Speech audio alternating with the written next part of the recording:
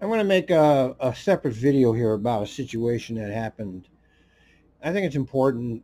I'm going to actually defend the dispatcher here, which is something I never do because I don't like dispatchers. But in this case, I'm going to make a separate video just to defend this particular dispatcher because I think he's 100% in the right and the driver is 100% in the wrong.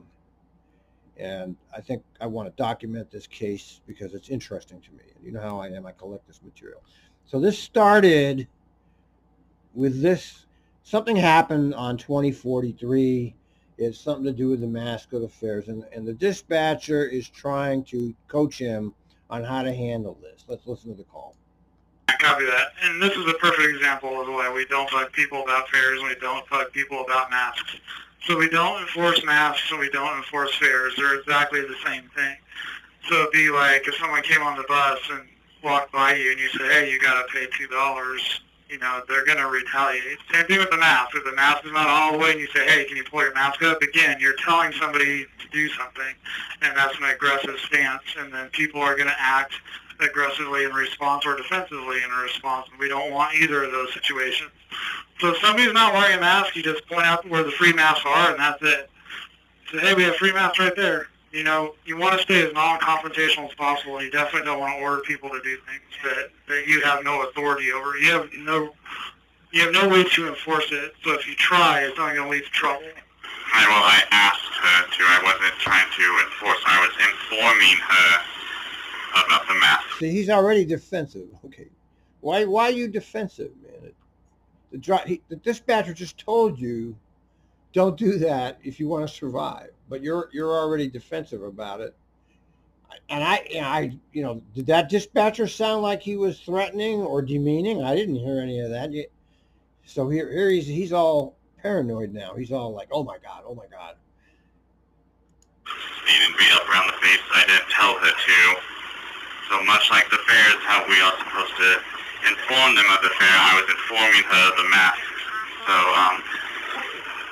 yeah, I've been told that we're supposed to remind people, but if that's what you want me to do, just be completely silent and, then I'll talk to my trainers and maybe have them change what they are. What he's trying to tell you, and apparently you can't hear him, okay, is use common fucking sense. Use fucking common sense. How long have you been doing this fucking job, man? I did it 20 years. I was in the work world for 40 years. Half of my working life was in transit. And I can tell you how to survive this job. And all the people I know that survive this job for 20, 30 years agree how you deal with it.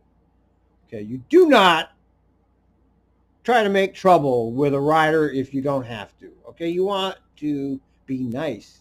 You don't want to start a conflict.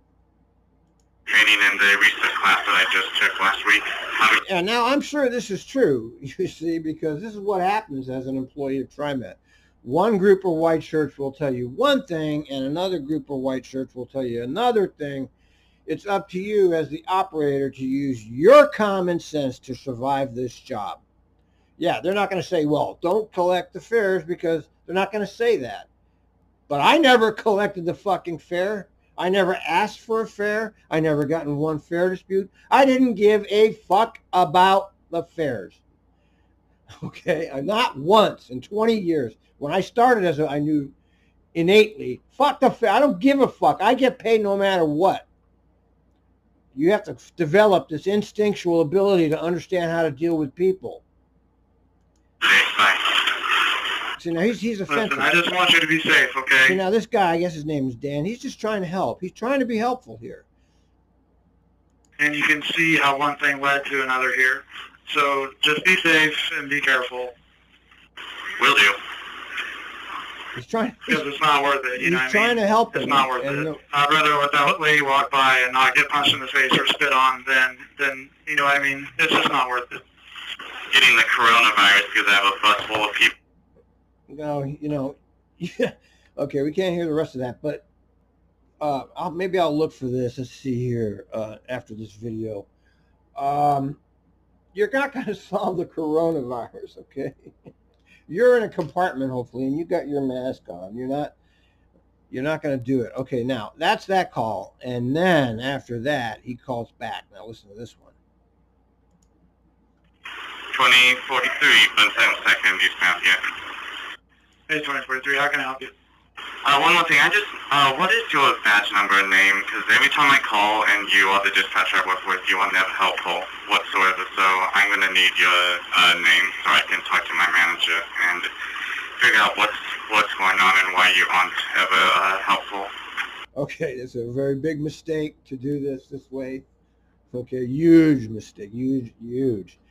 All you need is the time. Okay, this call is taped.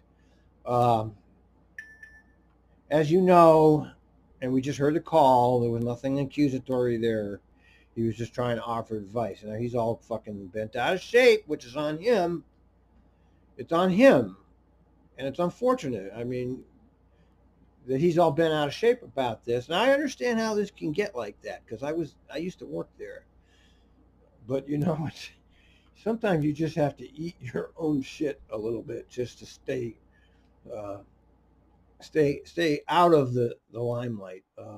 Now I was a failure at staying out of the limelight, but it's not because I was feuding with the white shirts. No, I was feuding with the management, but not the white shirts. They didn't particularly like me, but I never disrespected them publicly, or I never filed a complaint.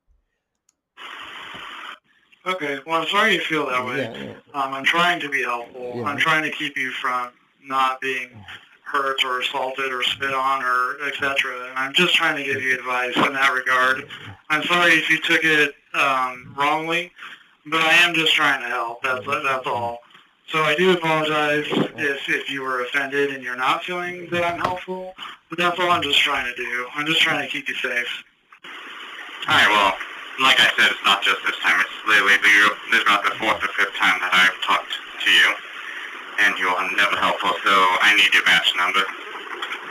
Sure, give it to him. All right, well, my badge number is 7242. All right, cool, thank you. I'll make sure to take a note of that. All right, thank you. Have a good day. 1353. All right. Well, good old Dan there, the dispatcher, didn't seem too bothered because he already knows it's going nowhere. And you just made an idiot out of yourself on the air. And now there's a video about you on the internet forever, and you're all over the goddamn Twitter feed, and you're on my blog, and it's a mess. And I don't know, man. You got to get your shit straight because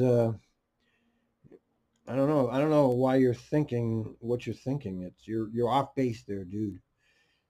And I feel bad because you don't know how to approach your job properly, and that's a problem for you more than anybody else.